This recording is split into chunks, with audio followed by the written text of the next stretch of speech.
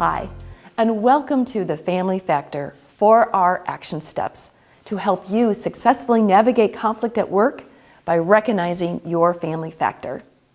In the first video, I explained the meaning of the family factor is the connection between how conflict was handled in your upbringing and how you handle conflict today.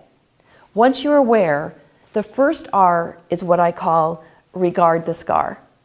We've all had events in our upbringing that shape who we become, whether it was a parent's divorce, a parent with an addiction, or maybe you were bullied growing up. Naming events from your upbringing isn't to blame, shame, or finger point. It's simply to acknowledge, this is what happened, and this is how it impacted me. That's what regard the scar means.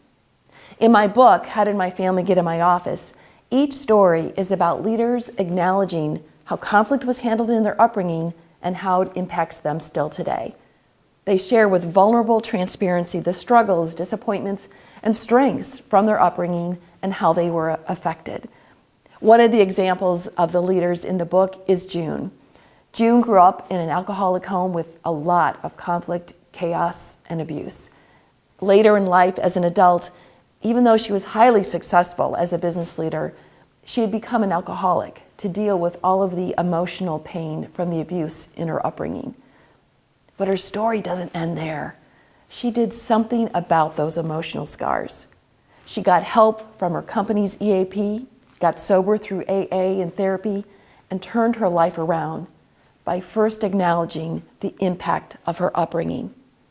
Many years later today, June is a successful business leader. She's still sober. And she says in her chapter, "I wouldn't be the leader I am today if I hadn't made the choice to work on myself." How about you?